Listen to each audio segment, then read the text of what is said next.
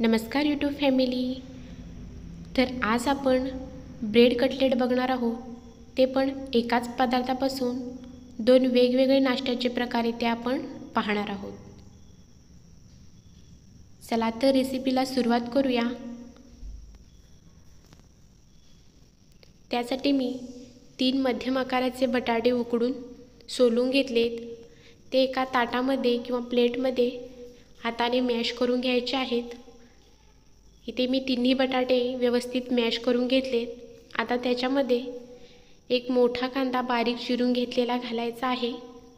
त्याचबरोबर घालायचे आहे एक हिरवी मिरची, थोडीशी कोथिंबीर,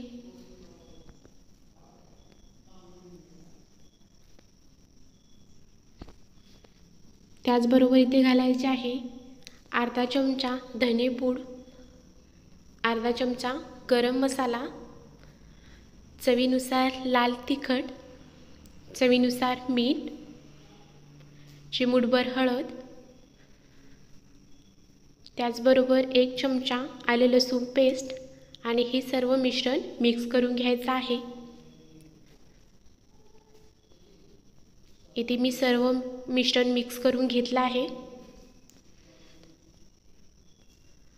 आता याच्यातले थोडासा भाग घेऊन छान असा गोलाकार तुम्हाला ज्या प्रकारे पाहिजे असेल तसा तुम्ही बनवू शकता. मी असे अंड्या आकारामध्ये बनवून घेतलेत. आता मी इथं ब्रेड घेतलेत आणि ते चाकूच्या सहाय्यानं बाजूच्या कड्या त्याच्या काढून घ्यायच्या आहेत. इथे तुम्ही बघू शकता मी चारी बाजून कडा काढून घेतलेत.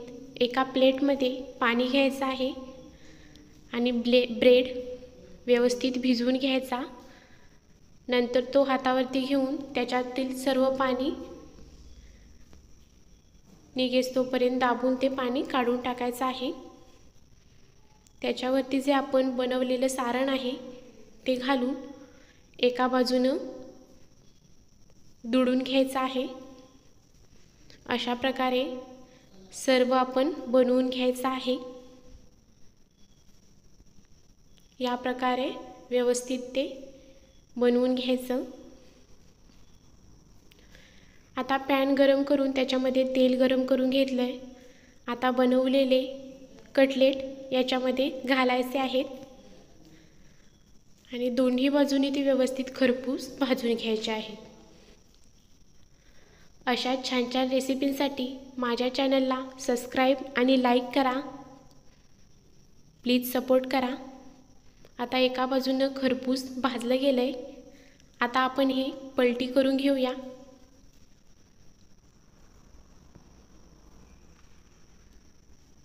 काय सुरेख रंग दिसतोय. खायला पण खूप चवीला भारी लागते. आता दुसरा प्रकार बनवायला घेऊया. त्यासाठी मी घरात जे टोस्ट असतात त्याचे 2 टोस्ट घेतले आणि मिक्सरच्या भांड्यामध्ये त्याची बारीक पूड करून घेतले.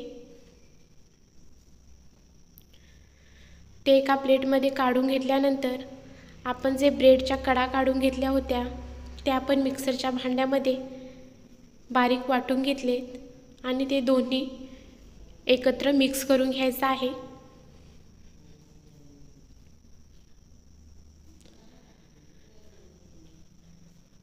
आता एका प्लेटमध्ये 1 चमचा कॉर्नफ्लॉवर घेऊन थोडंसं पाणी टाकून ते मिक्स करून घ्यायचं आणि जो आपण सारण बनवलं होतं त्याला हाताने थोडंसं असं प्रेस करून त्या कॉर्नफ्लॉवरमध्ये व्यवस्थित भिजवून घ्यायचं आणि आपण जे ब्रेडपासून बनवलेलं स्टफिंग आहे त्याला ते व्यवस्थित लावून घ्यायचं.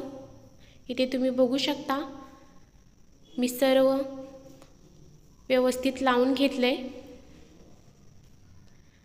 आता त्याच पॅनमध्ये हे कटलेट दोन्ही बाजूने व्यवस्थित फ्राय करून घ्यायचे आहेत. आपला आता इथे कटलेट बनवून तयार आहे.